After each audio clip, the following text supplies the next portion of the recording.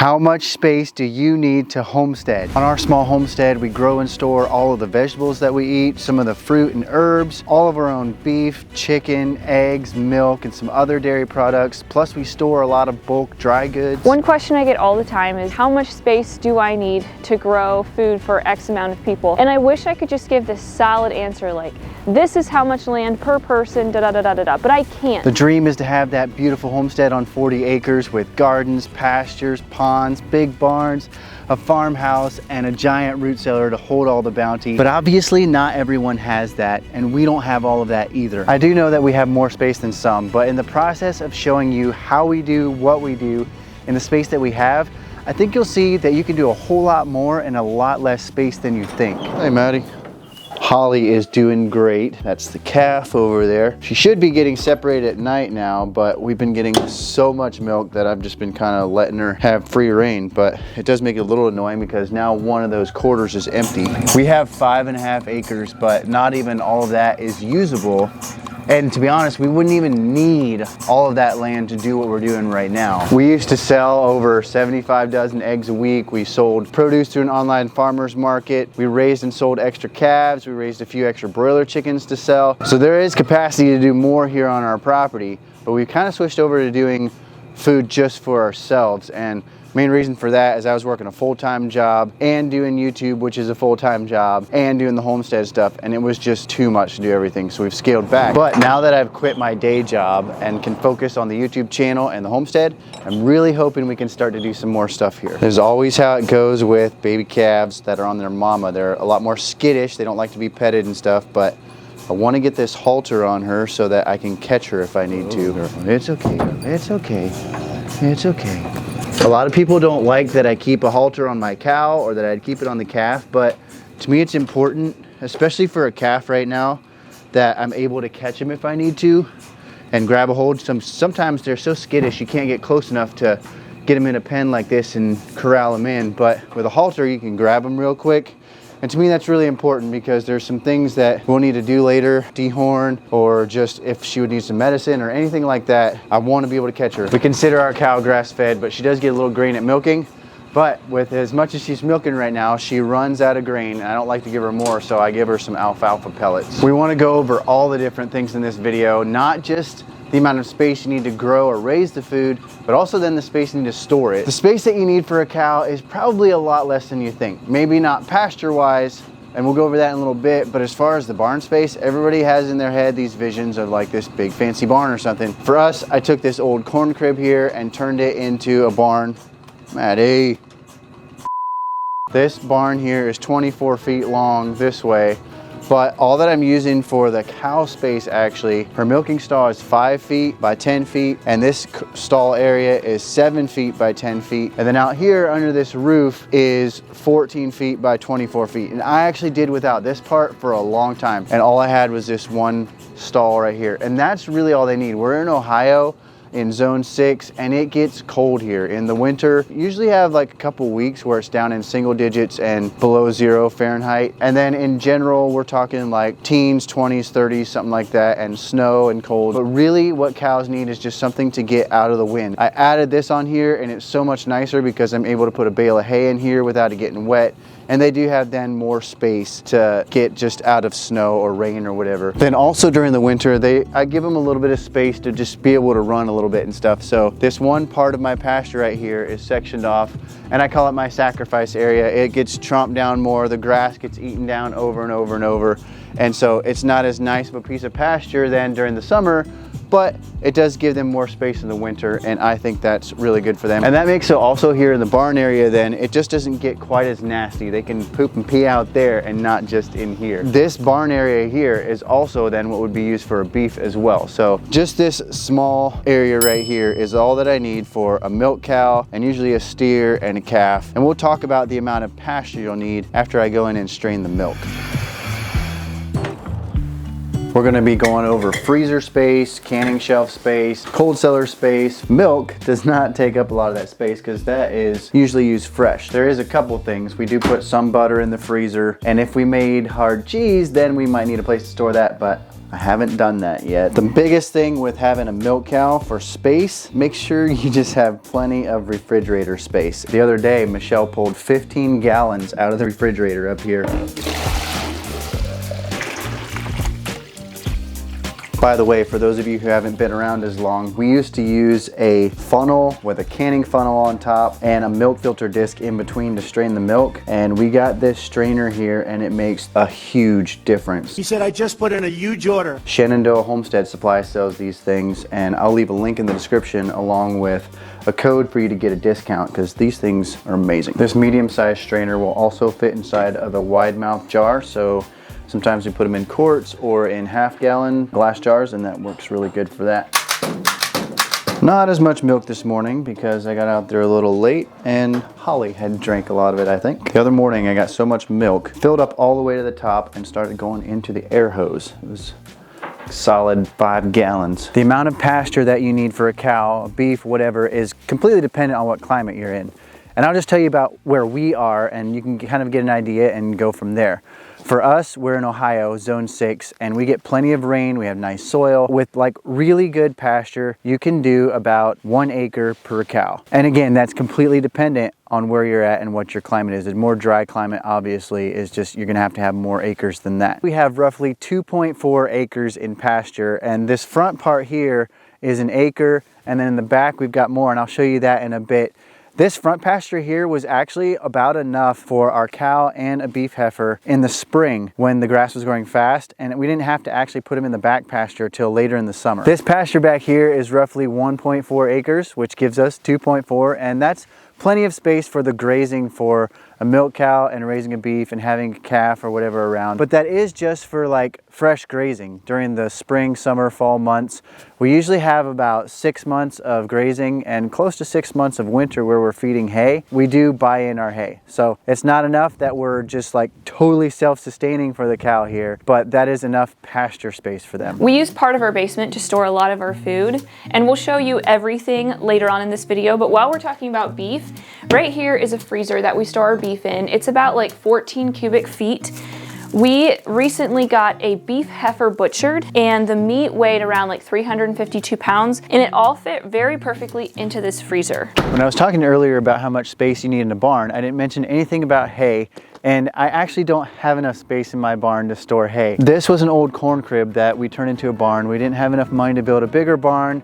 Maybe someday we'll get to do that, but for now I've had to make do, and it has worked out really well. My father-in-law has a barn that I could store hay in, but that's almost half an hour away, so I have to go get it every once in a while there and just store a few bales here at a time. Or what I've been doing recently is I've been using round bales for my cow, and I have a friend that bales round bale hay, and he will store it for me if I pay him a little extra, and I just get them one at a time as needed, and that works really well. And the other thing that I do is I bought this trailer to use as a hay barn. I got it really cheap. It's a little rusty and stuff, but what I would do is I would go fill it up with hay. I could get about 50 bales or so in here, and then park it and use out of that till it's empty, and then go get more. And that worked out again because I had somebody who had hay that I was able to get several times throughout the winter. The other thing is with all this, with the pasture, with the hay, the barn size, everything, I've got a full-size cow, but if you want to have fresh milk, you could get a miniature Jersey, or you could get goats, and that would drastically reduce how much space you would need and how much hay you're gonna have to store. Besides beef, we also raise chicken for meat, and I raise them in this pen right here. It is 9 by 13, which is only slightly humorous to be raising broiler chickens in. And I built one so that it's big enough to walk inside. I had started out using the Salatin style chicken tractors that are only like 2 foot tall. They're simpler to build, but it was a pain then to not be able to actually get inside. This one works really, really well. Raising broilers does not take a lot of space. This right here is a 5 by 10 brooder that I use for them until they're a few weeks old. And we raise about 55 to 60 at a time. That 9 by 13 pen then gives them about 2 square feet per bird in the pen. I think I could put a little more in there and they'd still be okay. Broiler chickens don't need quite as much space because they're not in there for a long period of time. And then I haven't really figured out, never really figured out how much grass space that I use for them, but we use this part of our lawn here for a bit, And then that paddock area out there, the sacrifice area for Maddie, is where they'll go then later in the spring. And that's way plenty of space for them. So even with a decent sized yard, you can raise a pretty good amount of broiler chickens. Now laying hens do take a little bit more space. This hoop house is 14 by 31 and it was built to hold a lot more chickens than we have now. I built it to hold about 200 hens, but we've only got about a dozen in here now. For winter housing, you want your chickens to have at least 3 square feet per bird. That doesn't have to be just inside of a coop. If you've got like a coop with a run area, as long as like combined, I would say the run area, you want about 3 square feet per bird. And then the inside coop part just needs to be enough for them to go inside, lay their eggs, perch, and huddle in there a little bit, but that doesn't need to be super big. I built this hoop house for when we were selling a lot of eggs and stuff, and it worked really, really well for that for a number of different reasons that I've talked about in other videos. But in the summertime, the space that they need is a lot different. In the summertime, our chickens are out on pasture, and when we had a whole bunch of chickens when we were selling eggs, I had 2 nets set up. They were 164 feet long each, and then I had an egg wagon in there for the chickens to be shut in at night and to lay their eggs in. That worked well for that, but we got rid of a whole bunch of chickens, and so we changed it just a little bit. We used a smaller pen in there for them to be shut in and to lay their eggs in, and then we use one 164-foot net, and they can stay in one spot for quite a while with only having like a dozen hens. They get moved every so often out here in the pasture, but it does not take a whole lot of space for them to be out there. And then that also just makes so that they've got fresh grass and bugs to eat and stuff as often as they need it. And in case you're wondering what I use the Ken Cove netting, and it's what they call the 10 by 3.5 by 40 inches tall. Just a quick note that even when we were pasturing like 200 chickens, we didn't need extra pasture for that. They were being pastured along with the cow, and the cow is rotating, the chickens are rotating, and they actually work together to where they're both building the soil, and our pasture, instead of getting depleted by having that many animals on it, is getting better and better every year. We do not do any kind of egg storage because our chickens lay all through the winter. We have lighting for them, which makes so that they continue to lay even during the winter months when it's dark outside. Controversial topic, that's just how we choose to do it. So we don't freeze dry eggs, we don't water glass eggs, we don't do anything like that with eggs. We just have a constant supply of eggs coming in from our chickens, even during the winter. For our broiler chickens though, we have a 10 cubic foot freezer. This was the perfect size for 55 to 60 chickens. So as you can see here, we do not have our chickens vacuum sealed. I buy Ziploc freezer bags. You want to be sure to get freezer bags. And I do not have issues with freezer burn this way. People ask us all the time, why don't you vacuum seal? Why don't you vacuum seal? Our beef comes vacuum sealed from the butcher. Oh, look at those steaks. This chicken does not get freezer burnt unless it's in the freezer for like well over a year, like 2 years. I've eaten a 2-year-old chicken and it's totally fine. I think part of the confusion with freezer burn is that people think that if there's any kind of ice crystals on their food that it's freezer burnt. Ice crystals on your food does not mean that it's freezer burnt. If something is truly freezer burnt, it will change the texture, the taste, and the color. If our food was truly freezer burnt, my family would not eat it. I recently pulled a bag of bread out of the freezer and it was not in a freezer safe container. It was just in like a plastic wrapping from the store. It was hot dog buns. After they were thawed, they were like hard and crispy and they tasted dreadful. That is freezer burn. I have never had issues with fruit, veggies, or meats going bad from freezer burn if I use Ziploc freezer bags. When it comes to how much you can grow in a certain amount of space, there's so many variables. It depends on your weather, it depends on your soil, it depends on like what you're actually growing. We have 1/8 of an acre here in our homestead of pure growing space. So what I mean by pure growing space is like raised beds, this garden, our front garden, and then also our grape trellis and a raised bed up alongside of our house. One thing to really think about if you have a small space that you're growing your vegetables in is think about vegetables that are more efficient than others. For example, if I would plant this bed and this bed full of dried beans, I would come out with maybe a gallon or 2 of dried beans from these 2 beds. But if I planted these full of carrots or potatoes, I would get pounds and pounds of food from these 2 beds. So we've been growing food in these gardens for like 8 or 9 years now, and every single year we have more and more and more yield. And that's just from all the green manure, all the compost, just bettering our soil. Our kids are getting older, and so obviously they're eating much more. So every year we've been having to like up the amount of food that we grow. but it's worked out really well since our gardens are yielding more and more every year. We haven't actually had to make our gardens very much bigger. We've got about 400 square feet of space in our basement that we're using as food storage, but not even nearly all of that is being used. We've got a drum set down here, a foosball table, so you don't even nearly need that much. But if you want to figure out about how much you're going to need, for our freezers, the bigger one with the vegetables in it takes up about 15 square feet. And our cold cellar here that we're going to show you in a little bit is 90 square feet. I just have to put a note in here real quick. Every time these wire baskets show up in our videos, we get a ton of comments asking where they came from. So I thought I'd save you the trouble. I got them from an auction about 10 years ago. I have no idea where they came from originally, and I haven't been able to find anything like it online. So I'm really sorry, I can't help you out there. We also have our shelf of canned goods here, and that doesn't take up a lot of floor space, but it does take up a lot of wall space. It's 11 feet long and about 5.5 foot tall. I've got 5 shelves on there, and I built this very simply. I used 2x12s for the shelves, and then I just put 2x4s on the ends for the legs. And we've got our bulk goods down there underneath. Then there's plenty of space for our canned goods. So as you can see here, we obviously don't focus on canned goods. Mostly what I can is tomato sauces. I have a few green beans and pickles and zucchini relish, but for the most part, the bulk of our food storage is going to be in the cold cellar and in the freezers. Another question that we get asked all the time is whether or not we have a freeze dryer and whether or not we like freeze dryers. We've mentioned this in the past, but we haven't ever really gone in depth about why we don't have one. So we don't own a freeze dryer at this point. It's not that we never will, and it's not that we don't know the benefits of a freeze dryer. Basically, number one, we've never really had the budget to put into a freeze dryer. It also takes up a lot of space, and we live in a very small house. We have a small basement, and so space is very precious for us. The other thing is that freeze-dried food, one of the huge benefits is that it will last for a very long time, and that's not really our goal. On our homestead, our goal is more to cycle through our food in a year. We just really love to have fresh, wholesome food that we know where it comes from. Michelle is going to show you what's in this freezer next, but I want to make a couple quick notes. First of all, about the freeze dryer. They've become really popular in the last few years, and I think to the point that a lot of beginning homesteaders feel like it's something that it's like a necessity for them to have to start homesteading, and it really is not that way. Like, it's a good thing maybe. A lot of people love them, and that's totally fine, but like for us, we have our freezers and our canned goods, and that's how we started out, and it does work really well.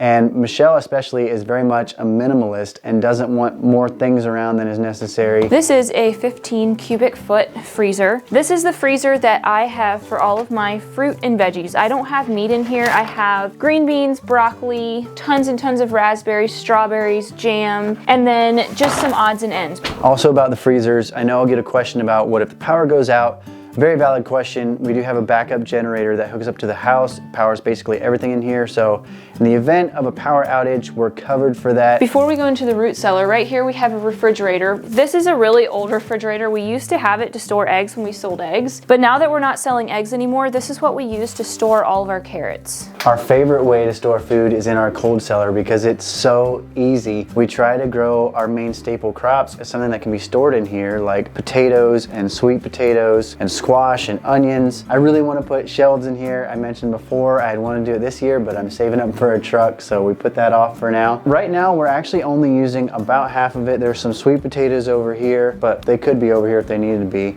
This is 90 square feet that I divide in half. My idea is to eventually have like a more warm room and a colder room to be able to maybe store carrots over there and things that need to be a little more cold and humid. A lot of people have asked also how we built this. This wall right here and that wall over there is concrete. That's dirt on the other side of that. Then the other two walls are into the basement. The two walls that are into the basement are covered in metal, and there is a lot of insulation in here. There's a lot of insulation in the ceiling. So this is probably insulated better than our house, and it's basically so that we can have these vents to let the cold air in and to not get the warm air in from the basement. The vents are also made so that the air circulates. You have cold air coming in down by the floor and warm air going out at the top. You need it to be ventilated because the vegetables will give off gases that can actually build up and kill kill you if they're not vented properly. We also have a fan going down there to bring extra cold air in here to get it as cold as possible. Don't want it freezing, but potatoes will sprout even more than they already are if it's not cold enough in here. Big thing too is to keep it dark, so we don't have any windows or anything in here. When we're not in here needing the lights on, the lights are off so that it's kept dark, and that will also keep the potatoes and other things from sprouting and going bad as quickly. Growing and storing food and then being able to put a whole meal on the table for your family that you know where every single thing came from has got to be one of the most fulfilling things you'll ever do. But I feel like this video was incomplete in that we showed you the space that you need to do that, but we didn't talk about what exactly we grow and store and how our property is really laid out.